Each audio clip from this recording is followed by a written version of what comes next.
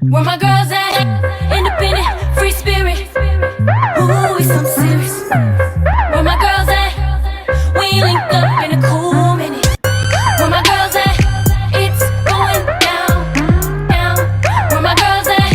It's going down, down. It's going down tonight. We going out tonight. Yeah, right. We going out tonight. It's going down tonight. Yeah, right. It's going down tonight. We going out tonight. Yeah, right. We going out tonight. It's going down tonight. Yeah, right.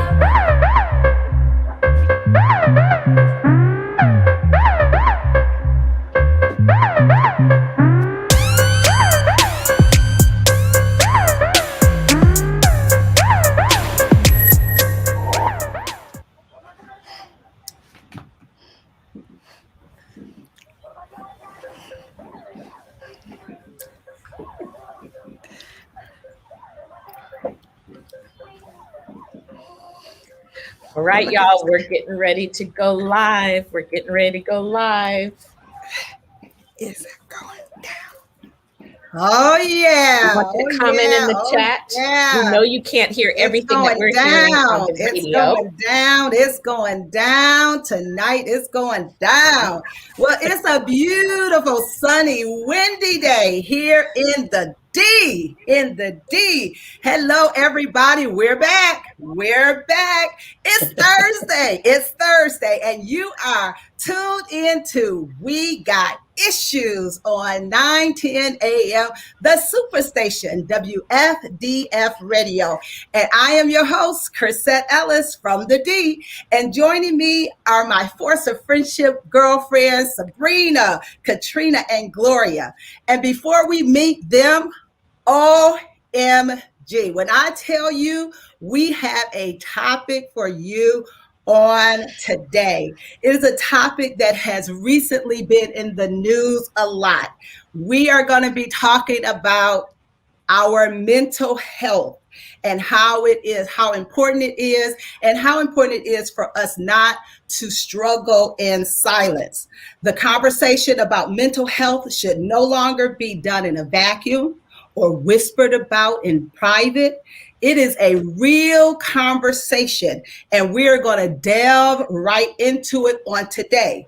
And just know, we want to hear from you. So please call us at 313-778-7600. Again, that number is 313-778-7600. And we have a special guest. But before we meet our special guest, I'm going to throw it to my co-host in Chapel Hill, North Carolina. Hey, Sabrina, what's up?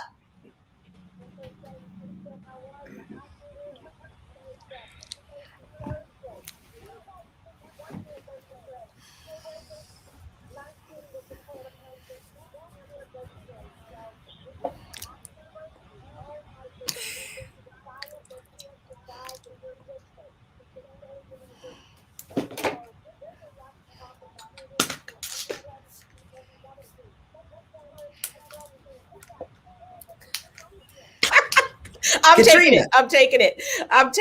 I am taking it. Hello.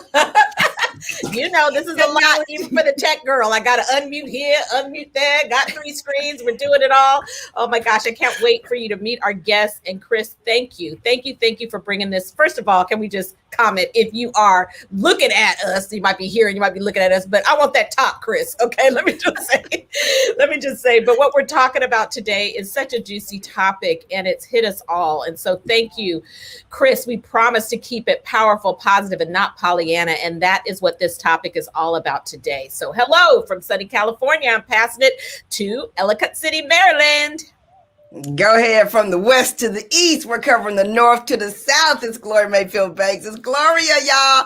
I'm so excited to talk to you guys tonight. I want to tell you, we are absolutely loving all the response that we've been getting. Your mothers have been listening, your sisters have been listening, and we're getting amazing response. You know, we're still in the beginning, and we are absolutely loving it. You know, all the blessings and the challenges that have come out in the last year continue to show up day after day after day. And I'm always reminded how thankful I am to have good, deep girlfriends. And so we hope, if nothing else, we can be role models for so many of you, that good girlfriends are worth it. If you have them, embrace them. If you want some more of it, become a good girlfriend. Reach out and make new girlfriends, because this time is so important. We're ready to dive in, because guess what? I got issues. You got issues. We all got issues. And so whether you're listening to us online, on Facebook, if you got it on your app, whatever, don't forget, we're glad to be here and ready to talk to you. Chris. Yes. Well, we're excited on today to talk about something that probably 10 years ago was not a major conversation. It was, held quietly. We all had people in our family that were challenged mentally. And, because we didn't have the information that we have now, mental illness was not something that was screened. It was not something that we heard a lot about. And just recently, it has been all up in the news. We just watched that poignant interview that Oprah had with Megan, and she shared with us some of the mental challenges that she was having. And I think now, it is not something that is so quiet anymore. I think people now are being allowed about, the mental health challenges that they're having. I was reading something that our former First Lady Michelle Obama said as she did an interview with People magazine. She spoke candidly in an interview that was published on Wednesday, and she talked about her struggles with low-grade depression during the COVID-19 pandemic and the challenges of 2020. And she encouraged Americans to speak more openly about their mental health. Depression is understandable in these situations during these times, she said in her interview. To think that somehow that we can just continue to rise above all the shock and the trauma and the upheaval that we've all been experiencing without feeling it in some way is just unrealistic. This is one of the reasons why we need to talk more about mental health, because everybody deals with trauma, anxiety, and difficulties in different ways. And then I love one of the authors that I love is Dr. Caroline Leaf, and she is a cognitive neuroscience. And she put it this way: as a society, we urgently need to redefine the way we understand mental health. We have to re-examine the way we help people who are going through difficult times. We should teach adults and children alike to not see people as broken brains, but people who have experienced trauma in life. Indeed, as a society, we have to learn to stop placing the blame squarely on the shoulders of the individual who cannot escape the circumstances of their life, and step in and see where we as a community can help. And this includes making an effort to communicate less with our phones or computer and more with those who we love and are in community with. The brain thrives in a dynamic and social atmosphere. The more we reach out to others, the more we improve. And this includes making it mental and physical health. And I love the way she wrote that, because so many times we can get so caught up in just being on social media, on our phones, and we're not having these conversations. And so I'm excited to introduce our special guest who is going to join the conversation on today, because while we have life experience, and sometimes we feel like there's a lot going on in our life, we wanted to bring on a professional, someone that has gone to school, who have gotten the education that can speak about these these issues. And so I'm excited to introduce our guest, ẓiℓєит Benjamin, who is a limited licensed professional counselor and certified clinical trauma professional. She also has her own private practice known as Beauty for Ashes Counseling Center, which is a Christian-based counseling service which provides mental health counseling with trauma and crisis services. Welcome to the show, ẓiℓєит. Thank you. I'm glad to be here. Thank you so much for having me. Well, It's good to see you beautiful ladies. Well, we are excited to have you. It's a lot to cover. And so we're going to go ahead and delve right in. I know that when you think about mental illness, it is a vast array of different things that people experience. And so I got some statistics from the National Institute of Mental Health Disorders, and it said mental health disorders account for several of the top causes of disability in the U.S. and worldwide. It says major depression and manic depression, bipolar disorder, schizophrenia, and obsessive compulsive orders. It is estimated that 26% of Americans ages 18 and older, and you guys, that is 1 in 4 adults suffers from a diagnosable mental disorder in a given year. Many people suffer from more than one mental disorder. So, ẓiℓєит, I just want to start out by asking you, I know that there has been a lot of misnomers about mental health. I know that, sometimes it has been very difficult for individuals to talk about their mental health. And will you share with us, some of the things that have changed as far as the conversation when it comes to, people talking about their mental health? Would you say that the conversation has become easier, or is it still something that carries a lot of stigma with it? No, actually, the conversation now, that's a good question, is much easier now. We have more people that are willing to open up and dialogue about their mental health, seeking help, wanting to talk to a clinician, trying to find solutions for things that they're dealing with. And I think this is a good time to have that open dialogue, especially after what we've experienced with the pandemic. And not only that, the interview that happened the other day with Oprah, and that kind of opened up some dialogue as well, because then you look at it and say, okay, this individual is as normal as I am and deal with the same issues that I deal with. So it make it easier for people that are dealing with some silent problems to come out and talk about it and not be afraid to really express how they're feeling. So this is a good time, and a lot of therapists are really open and thriving because of that. A lot of people are willing to really seek help. Well, ẓiℓєит, also we have found that the number of people looking for help with anxiety and depression has skyrocketed. From January to September 2020, 315,220 people took the anxiety screen, and a 93% increase over 2019 since the pandemic is happening right now. And so I'm sure that your offices and other clinicians, they are inundated with people, looking to them for help. And so, ẓiℓєит, can you talk to us a little bit about, what are some of the signs? What are some of the signs that we as individuals who, don't have a background in that area, that we can look for in individuals who are having some mental challenges? There's several different signs, there's several different mental challenges, but for anxiety, we think about anxiety as an increase in fear, having issues with breathing, heart palpitation, your heart is racing.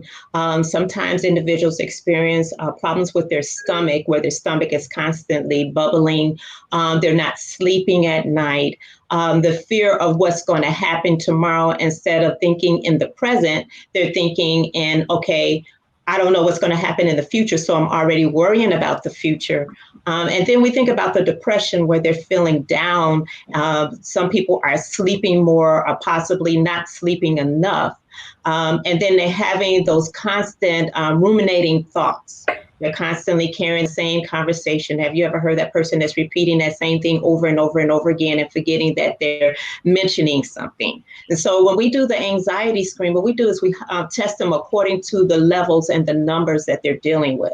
And what are those numbers like that help us give them the diagnosis when we're diagnosing our clients, especially when it comes to anxiety and depression. Or also, if we think about something, a lot of people have a problem with dealing with what's going on now. So meaning my present life has changed and how do I function and move forward today? So those are some of the things that we look at with them. Okay, so those are really good things that we can identify, because sometimes, we may not know what to look for. Let me ask my girlfriends, how have you dealt with, if you've had, have you had to do an intervention in your family? Have there been situations, circumstances, maybe there's something that you've gone through and you said, hey, I need help with this? I can speak to that, Sharice. I'm so excited that you're on tonight. I'm so excited that people are so excited about this topic.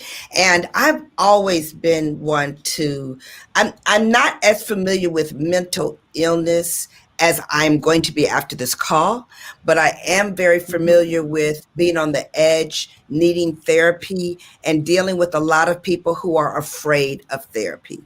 And even that is the signs for people to see so that they don't fall into a depression or they don't stop themselves. So one thing I always say to people is that, a physical doctor goes to school for years to deal with your physical body, and you start ticking or itching, you go to a doctor right away. Well, psychologist or psychiatrist has gone to school for a zillion years to help you navigate your life. And if you could consider it as a navigation. So for me, I left a 10-year domestic violence marriage, and I was broken, as you can imagine. And I had a 1-year-old and a 2-year-old. And that's why I understand when people say things get dark, because I've been in that dark place before. I've been when it's been really dark, like you don't think it's ever going to be bright again. And so I was there at that place where it was so dark for a long time, because I was in there for 10 years. And it started before the marriage, as you well know. If you know domestic violence, it starts before the marriage. You believe you can change everything, yada, yada, yada. But my point is that when I finally went to a therapist, after crying, I said, actually, I was getting through the divorce, and I went to her to see why I wasn't going nuts. Like, what's wrong with me? How come I'm not crying all the time? Like, what is the deal? And she said to me, well, you cried all the time in the relationship. That's why you don't have nothing left to cry about. And I was like, wow. But it was for me. And then I had to turn around and make sure my kids were there. So they had to go through therapy. So I'm going to open up that with girlfriends as well, that dealing with issues doesn't mean a negative thing. It means that you're aware of something, you're willing to do something about it. And I was like, yes, but it was for me, part of my story, how to know when to go to therapy. You don't have to be all the way in the gutter. You get there before the gutter. That's right. That's good. That's good. Thank you, Gloria, for sharing that story, because, at some point we all will struggle with some things. And I love how you are very transparent, and that, sometimes you have to be a realist and say, you know what, I need some help, because and Sharice, you can speak to this. Yeah. Is there a point where you can start off in an area, and if you don't get the help that you need, that it can turn into something else? Yes, I always say that, and I thank Ms. Gloria for that information, because that is what I always tell my clients, that's what frees you, is to be able to talk about the issue and realize that you need help. And if you don't get help, what happens is, and I always build this analogy with my clients, I'm very forthcoming, I interact with them. if we look at, I'm going to bring this tree stump. If we look at things and we try to cut things off and we say, okay, I cut it off and it don't exist anymore. And then we cut that X in the tree stump thinking the tree is cut down. But if we look at the source underneath the tree and the source of the ground, there's the soil. You ever seen the plants where we hit the plant and we have the veins and that they're growing underneath the ground? So what happens, there's water or food underneath the source of the ground. So that root that is not taken care of, that you thought that was cut off or you just kind of moved away from, is continually being fed off of what's there underneath the ground. And if we don't take care of that source and we don't cut it at the root with therapy, receiving that services, just being able to talk or even having a support group, it will continue to grow and grow and grow and faster. Then it turns into depression, then it turns into anxiety, and then it turns into trauma. And then we're re-traumatized all over again. And then we're dealing with life situations all over again. And then it keep going and it's constantly going and going. So the purpose of therapy is to break everything at the root and to sort everything out. And it also gives you the freedom to go all the way back to the childhood. And one of my favorite part of therapy is healing the inner child. What happens to the inner child? I do a lot of inner child healing, inner child therapy. We go all the way back to the root of what the issues are, and we work our way all the way out, and it frees you completely. So if you don't get therapy, there are so many things that can fester, continue to grow, and then you're not able to move past your life and build your life and be that successful person that you're meant to be. Wow, that was so eye-opening. We're going to go into a break, and when we come back, we're going to continue the conversation on mental health. Don't struggle in silence. We'll be right back. This is so good, you guys. It's so good. So right now we're hearing the commercials in our head, in our Okay, if I talk, can they so hear us? we want to hear from you guys. What questions do you want to ask Sharice? What questions? What ahas? I know this is such a safe place. One of the things we love about this show is we wanted to create a safe place for women, for men, for families, for community, for our tribe. And so the nice thing about calling in is you don't have to identify yourself by your full name. You could use your middle name if you prefer. You could call in and ask Sharice a question. We know that when someone calls in, you're not currently able to hear it fully on the StreamYard. So I'm doing the best we can to repeat the question. But we really want to hear from you. You can type the questions. If you have the app, 910 AM app, you can do that. If you have the iHeartRadio app, you can put that in. And also tomorrow at 7:15 p.m., right after our show, we'll be on Clubhouse. So if you are on Clubhouse, you know how sweet it is. If you're not on Clubhouse, work it out and get on Clubhouse, okay? It's huge. So I think tomorrow we're going to be talking about another amazing topic, maybe travel. I'm not sure, but we want to hear from you right now today on what questions you might have for Sharice around the issue of mental health, or issue, comment, question. You can type it right in the chat. Please be sure that you have visited our website, theforceoffriendship.com, and that you like and share. This also is being broadcast on our YouTube channel too. So for those that are not on Facebook, YouTube would be great. All right. We're going to be coming back off a break in just a moment. And this is so cool. We're talking over here, StreamYard here. We got the radio up here. So this is exciting. Just a couple more minutes and we'll be coming off our break, commercial break. Remember those, y'all? Yes. All righty. All right. We're going to be coming back. Here we go.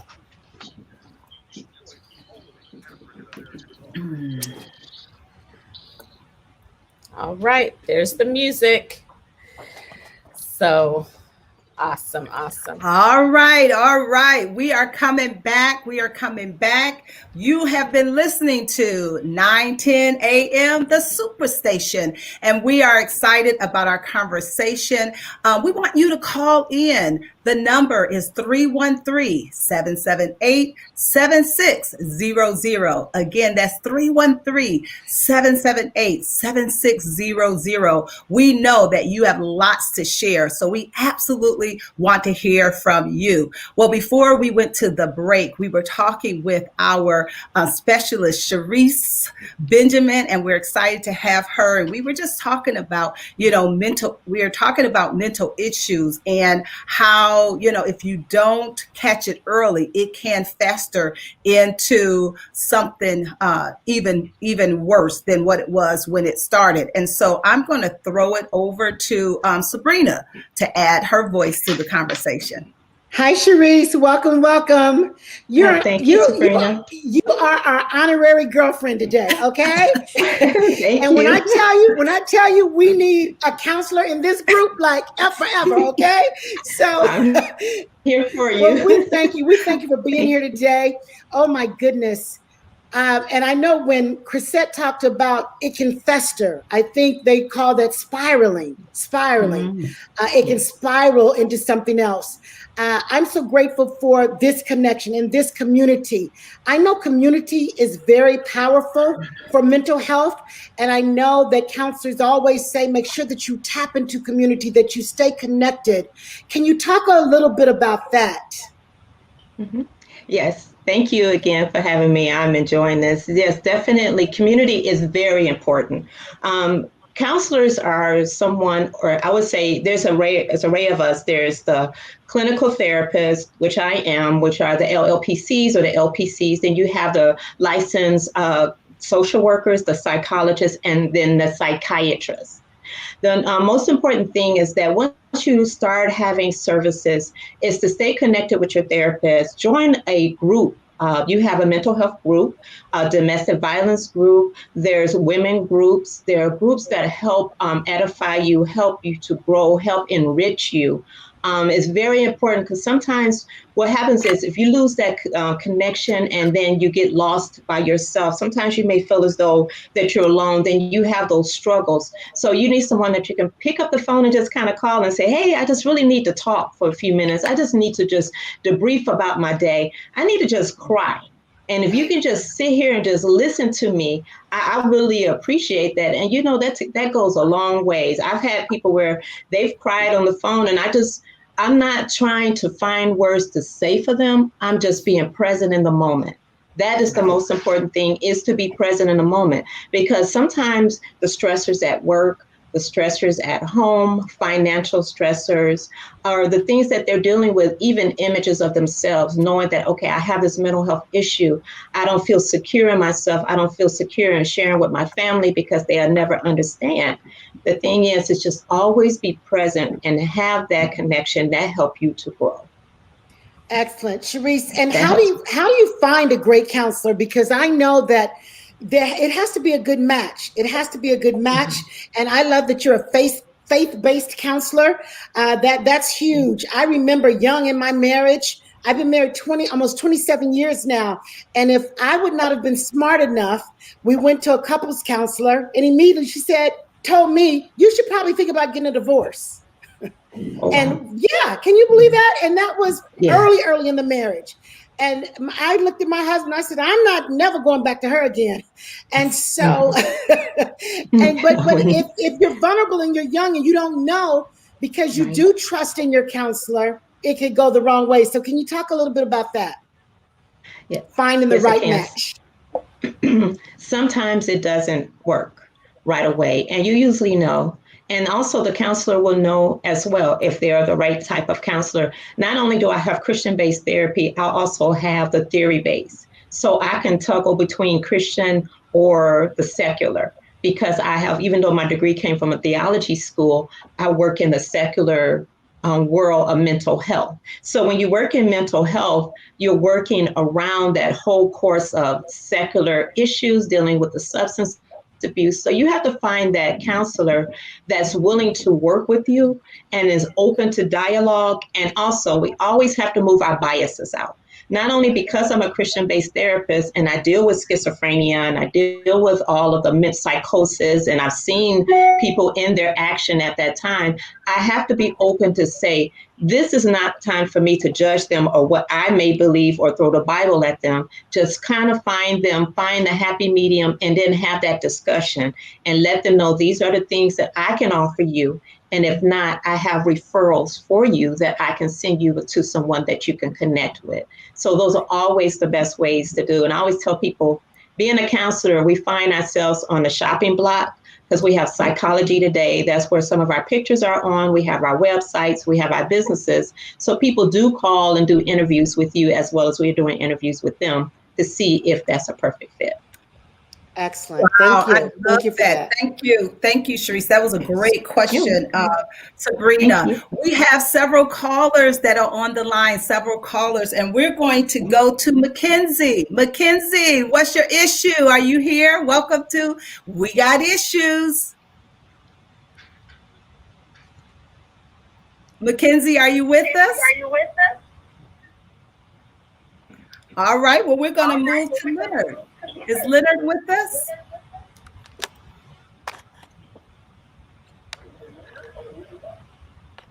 Leonard?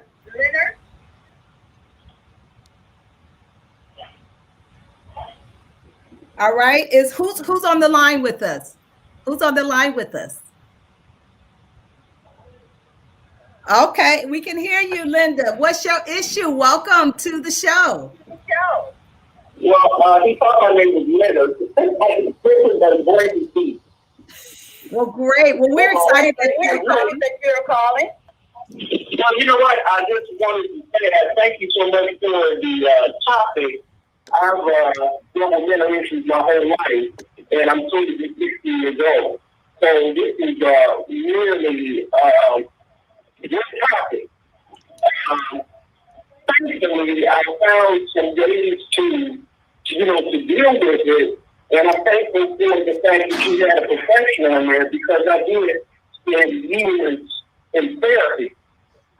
It's just so important to be able to talk about this topic and people understand that there's nothing wrong with being depressed. Well, and we just don't do something about it. Right. And so, learning how to do something about it, learning how to deal with it, and it's so important that if you don't know how to deal with it by yourself, that you get to assist. Right. Just from a system. Right. We're talking about going on 59 years. And I had chronic depression at 5. Wow. Later on, diagnosed bipolar. Mm-hmm. All my mind completely. Came back, to myself, and I've learned how through it all to manage it. So I just really wanted to thank you all for this topic and make people feel comfortable about being able to be transparent about it. Right. You know what? I just want to thank you. I just want to take a minute and tell you thank you for your transparency and that you talked about what you were challenged with and how you were challenged with it. And you're giving other people, because sometimes we think we only have one issue, or we're not going to have an issue 5 years ago means we're not going to have an issue 5 years from now. So I appreciate you saying that you dealt with it and you are always on top of it and that you're letting people know it doesn't matter the age. So I really appreciate you coming on and sharing that because it really does breathe an air for other people to step up to that. So I appreciate that. Absolutely. Absolutely. Yes. Thank absolutely. you so much, Linda, for calling. Yes. That's big. Sharice, I have a question for you. When you said that many times you're just present, you're not finding the words to say, you're not trying to get the advice. Sometimes when you're being present, sometimes you take on the emotion or you take on the sadness. What is some advice that you have for people, especially people who are mentoring a lot of people, We mentor a lot of people. So, and you're wanting to be present, but you don't want to carry that luggage after you get off the phone because you need to be present for the next person or whatever, or to save your soul. What advice do you have for that? I do have advice for individuals. I do have a consulting group that I'm with. So it is my sister therapist that we all get together at least every other week and debrief. We call it dumping. And we just talk about different cases and we kind of have each other's back, kind of encourage each other and just look at the different cases. We don't give the names, but of course we always talk about the different cases. How could we have done this a little better? How could I have helped them a little better?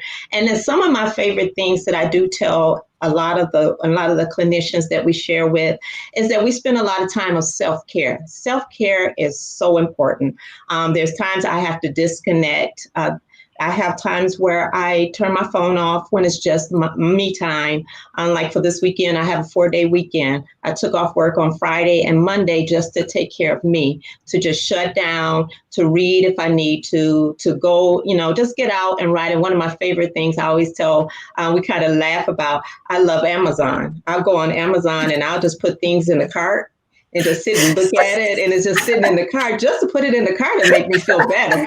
I knew you were Chrisette's friend. I knew you were Chrisette's friend. I knew you were Chrisette's friend.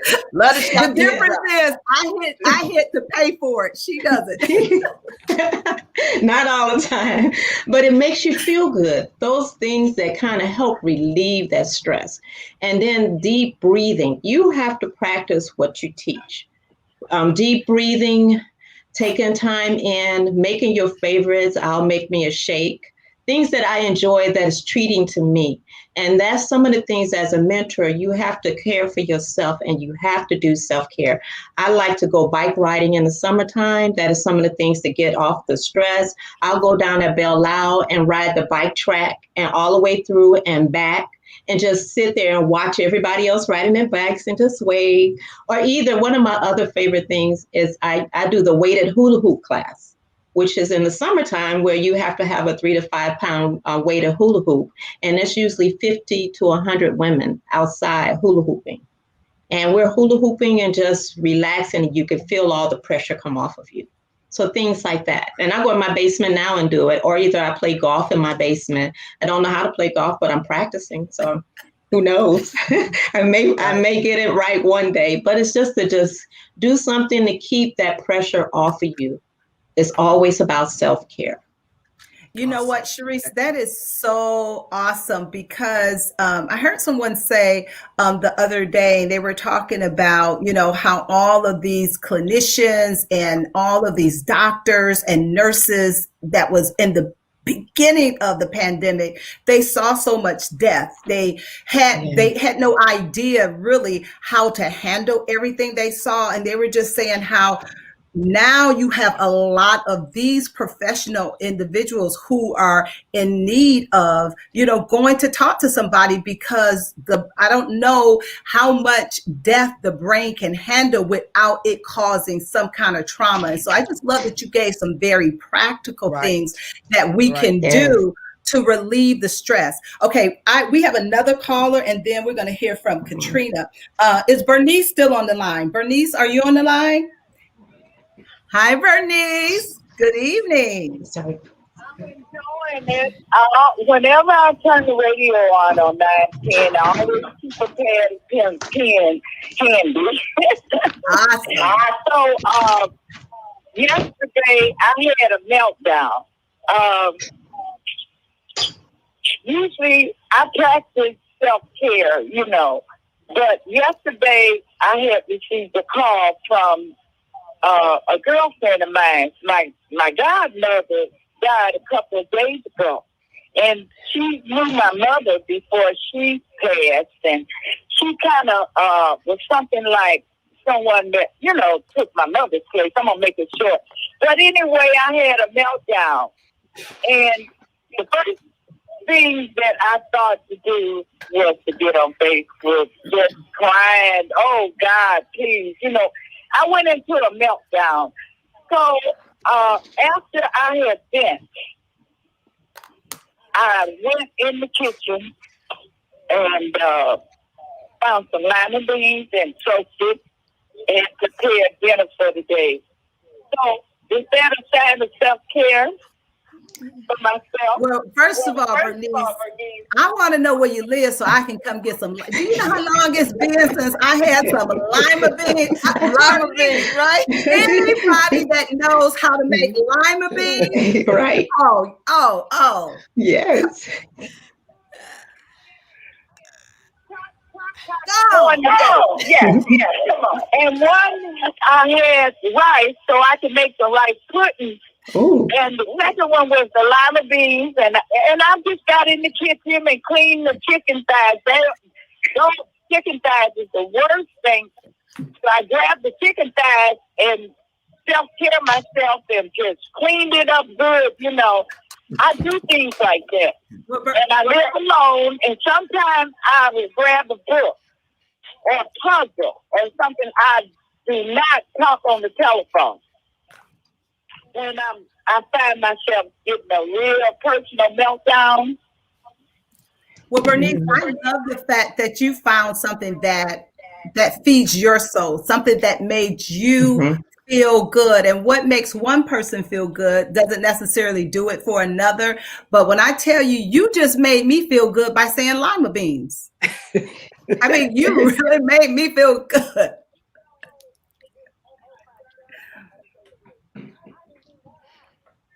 I missed my religious part of my life due to the COVID, you know, the pandemic. So we have to just remember what we, you know, sometimes the spirit will get in us. I'm sharing the way all of us feel in our circumstances. We remember sermons and we'll get the Bible and books. I mean, my house is my sanctuary for everything, but I'm immune to other people trying to diagnose me. That's one thing I think the listeners should not do. Listen to someone else try to diagnose you if they don't look in the mirror at themselves. That's to me, that's stupidity. Why are you always talking about me? You know, that's the worst part we as humans, Black, in our culture. And people digest that and make them more depressed. Right. So you have to stay away from all that. Right. Stay away. Well, thank you, Ms. Bernice. Thank you so much for sharing that with us and taking the time to call in. Okay. Well, I appreciate that. I really do. All right.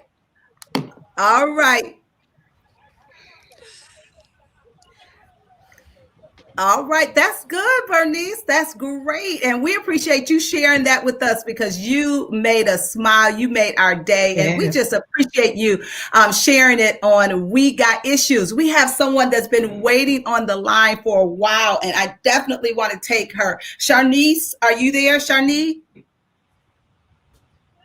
Hi. I am well. Thank you so much for holding on.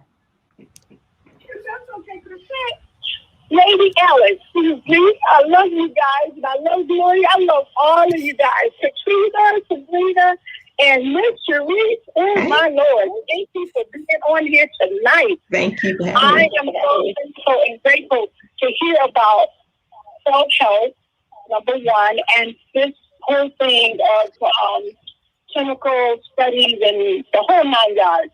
I'm part of this because of the subject. I teach grief and recovery, and I'm telling you, it's an 8-week class, and we've got to have a support system, number one. I've been in the church. Lady Alice can contest to this, and probably Sabrina, whoever, Katrina.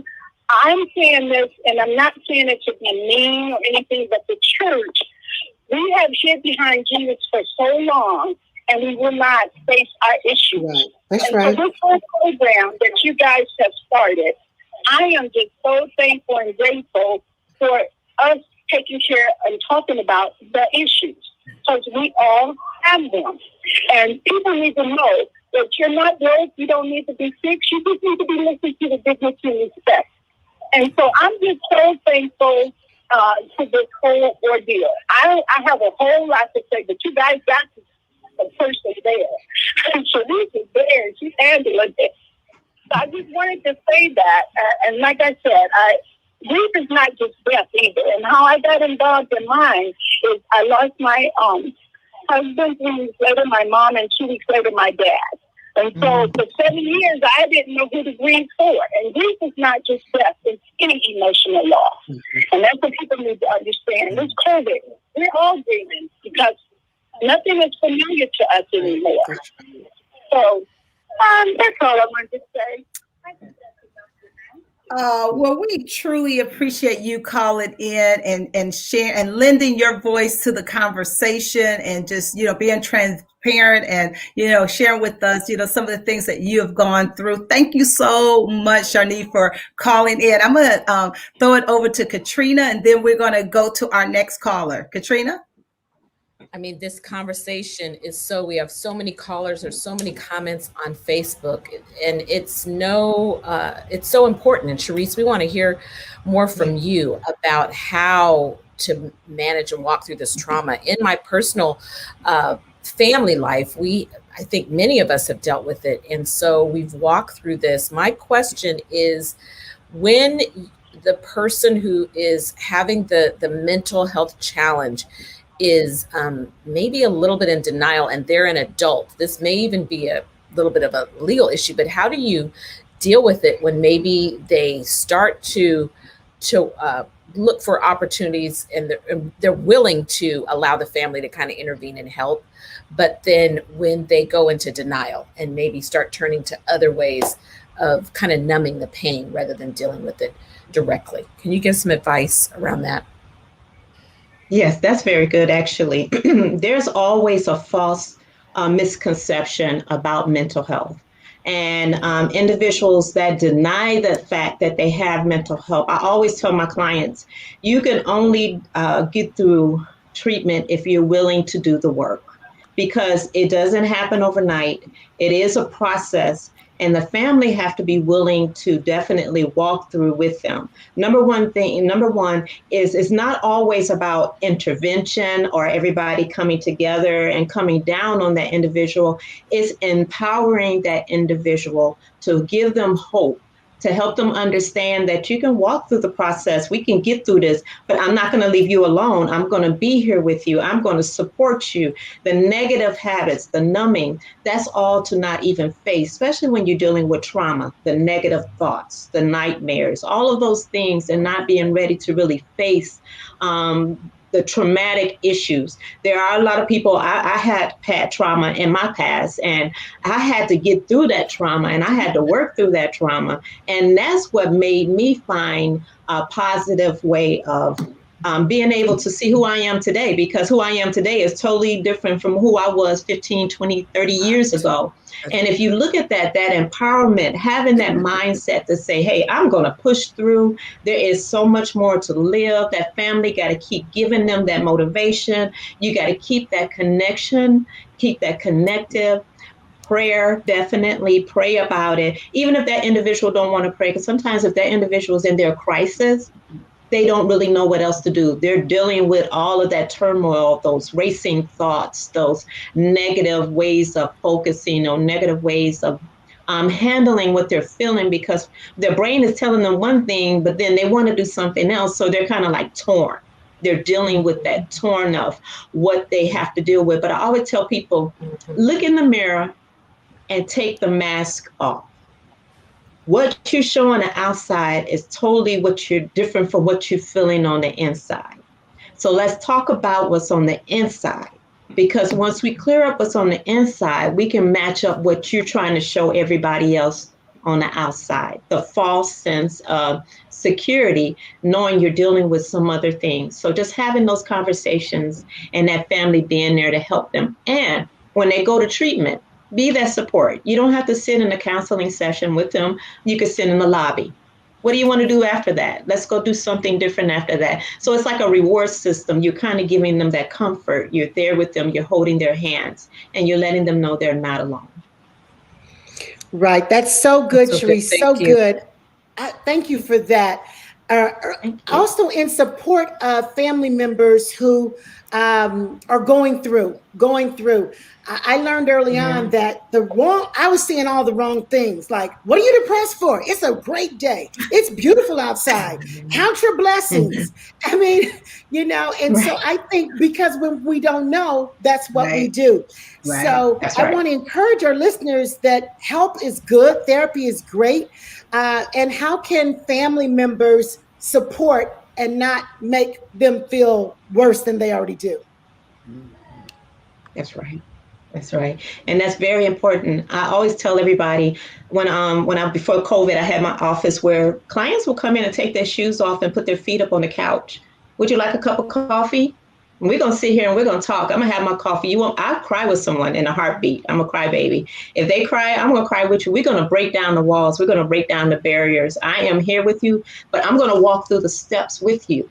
Now, the healing is all your responsibility. I'm just here to guide you through. And guess what? I'm not going to leave you by yourself.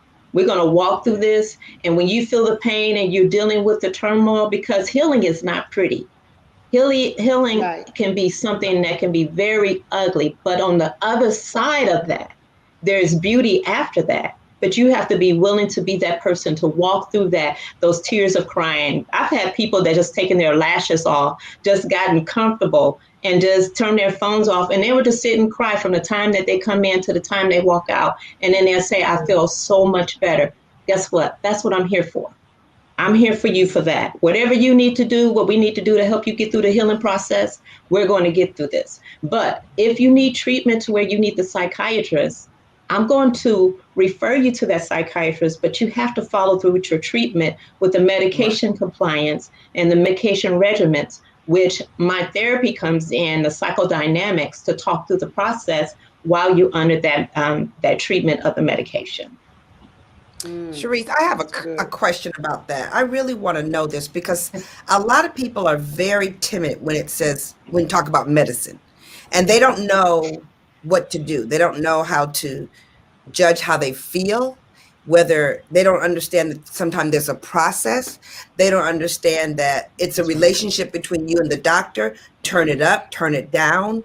I've had all these conversations. So to the listening audience, how can you help them with the conversations when people say, they prescribe medicine for me, but I don't want to take it, because sometimes they're right.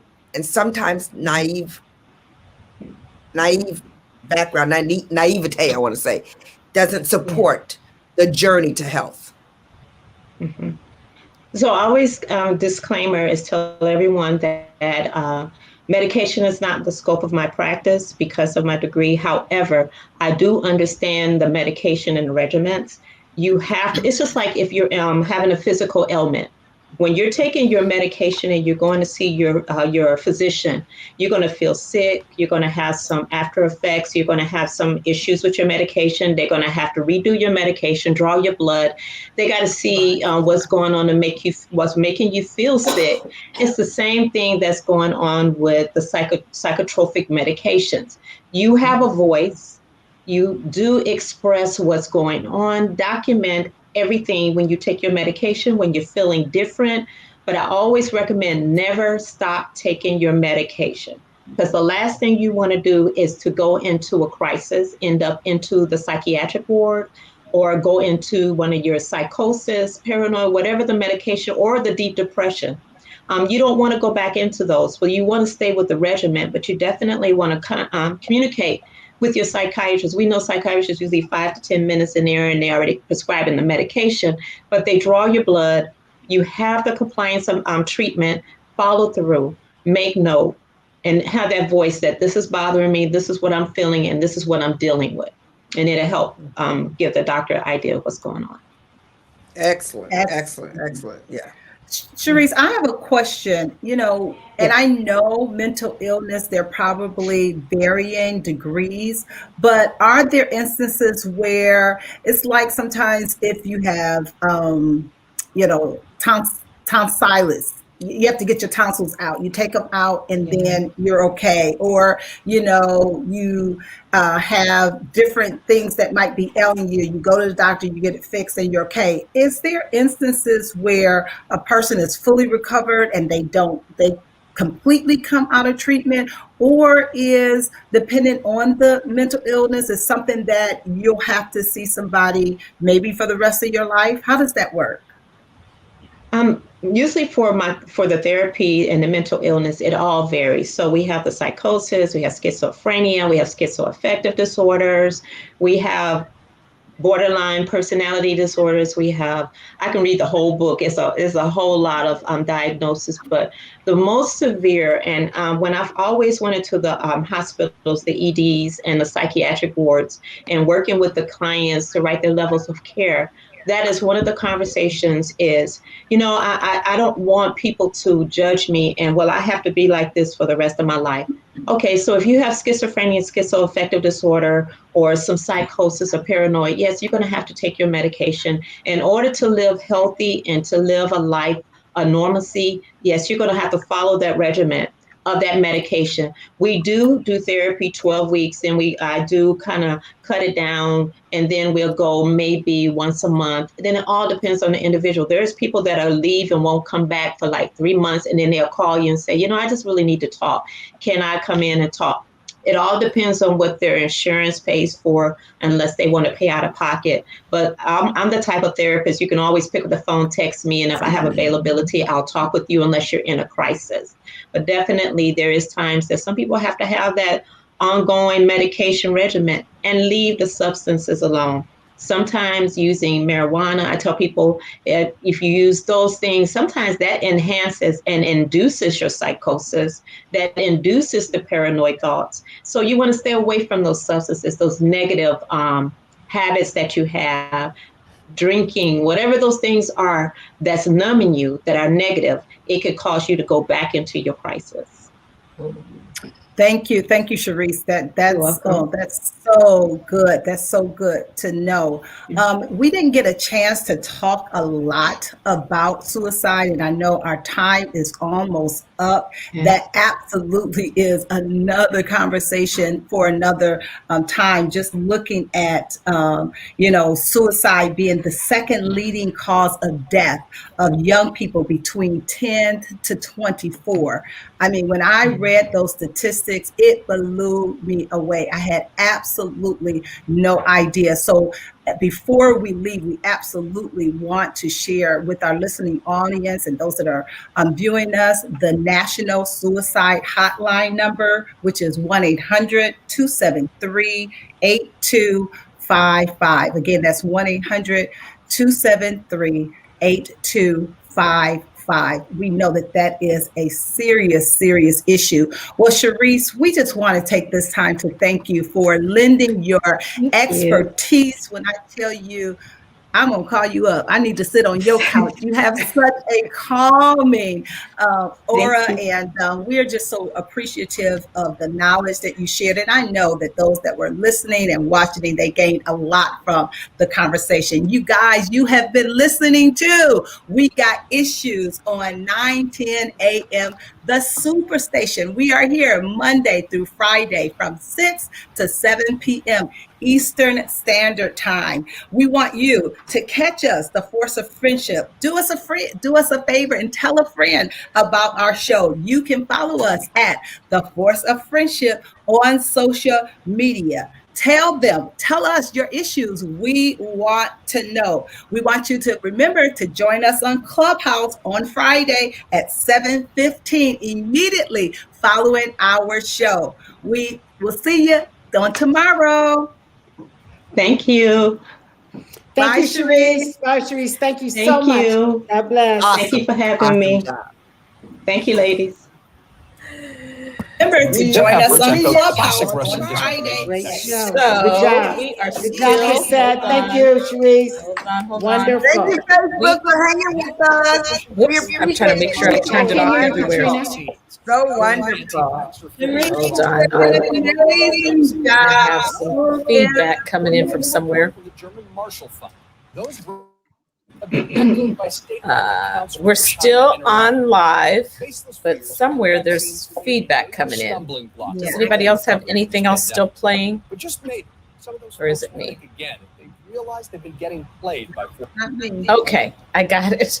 Sharice, that was so good. And they're just, the comments in the chat were so full and rich. Everyone just agreed this was the best topic, the most amazing topic.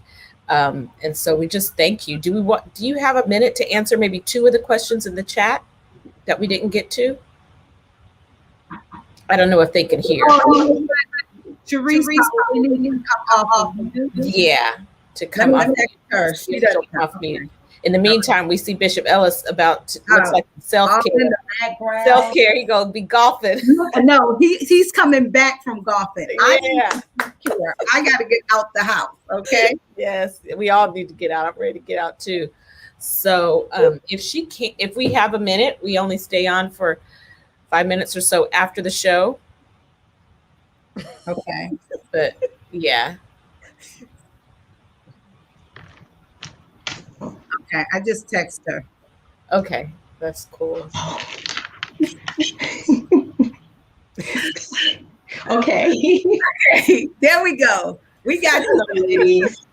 I really enjoyed you all. Thank you so much. Oh, thank you so much. We enjoyed you. You're fabulous. Great. Thank you. Great. You guys, you know what? You may not know this, but she's the cousin of Andra Lipscomb. Really? That is so crazy. Tell her we said hi. I will. I'll tell her. Tell her we said hi. I will. Thank you. So, Sharice, Trina had a few more questions. Can you stick around just for a few minutes to answer some of the questions that were on Facebook? Go ahead, Katrina. Am I on? Yes, you're on. We're still on live. Just 2 questions because this was definitely a lot, and we know we can't answer all the questions that were here. We encourage you to seek professionals, and you can seek Sharice. You can even perhaps give, if you do online, it would be great to give your details so we can post that as well. But someone did ask an important question about when they know they need help, but their family is not supporting them about getting the help. They're just not in a supportive environment. How do they navigate that? Is that individual or adult? I think so. If they want to comment again, you can, but I think so. Mm-hmm. So it's very important. If they're an adult, then they can go and get treatment on their own. It's just like going to a physician, to a dentist, and if your insurance allots it, then you definitely could go and get treatment. And you definitely don't have to talk about it because that is your privacy to get the help. Don't hold it in. Whatever you do, ask for help. Help is available for you. Help is out there for you. Go get it. Don't hold on to that fear of what anyone would think, because you're the one that need to be able to survive, to thrive, and to heal. Mm-hmm. Excellent. And that's very important. That was so important. And someone asked, how late or early does schizophrenia develop? Can that be something that develops later in life, or is it always stem back to earlier in life? It starts from females and I would say males and females. I'm going to give you just the age range, 18 to 30. 20 in the 20s is when it really breaks, when there's a lot of stress. That's when you start seeing the psychosis, the paranoia behaviors, them thinking someone's constantly chasing them, someone's constantly in the room with them and not feeling safe. That's when they're starting to have that schizophrenia break. And I always tell everybody, if you ever go back, and I mentioned this to First Lady one time, go watch the movie The Beautiful Mind. It's a true story. And he was a professor, and it showed him while he was in high school, going to college. I think he was at one of the prestige colleges. Mm-hmm. Yes, and he started seeing people walking with him and seeing things, and no one knew he had schizophrenia. But he survived it, and he became one of the well-known professors and worked through the whole process. Mm-hmm. So if you watch that kind of gives you an idea of where schizophrenia really shows up. Wow. This is so good. We're so grateful for you. And, recently Michelle Obama, of course, came out speaking about this. Are you available for do you work with people online or just in your area? Can you just close us off by giving, how can they reach you? Well, I can always give referrals because of the limitations in the state. Okay. And we have ethical boundaries. I can do supportive phone calls, but always I talk to people in Ohio, and I found therapy for them in Ohio by just doing some supportive through, I always do Zoom, or I have another platform that we use right now. We're not doing face-to-face because of the pandemic, but definitely they can always reach me. If you want me to give my phone number, my office phone number. I just had somebody earlier from Florida text me, and then I'm going to give him a call tonight and kind of talk to him and then find his referral source there. So if you want, I could give you that number and they can call me. That is 313-462-0400. And again, it's 313-462-0400. And I can always help find you resources. I don't mind talking to you for a few minutes, especially if you're in a crisis. I will never leave you alone. I will talk you through, and then we will find the crisis centers or some resources in your area to get you there right away. It was so good. People were listening all the way as far as Mexico, and someone said, please save this live. Y'all share it, like the Force of Friendship page, and share, because this can really bless someone and can be right on time for them today. So it was so good. Yeah. Thanks for taking those 2 questions. Thank you. Cherise, thank you again. I mean, we can't for what you did on today. Thank you so much. We truly appreciate you and your expertise and all that you shared.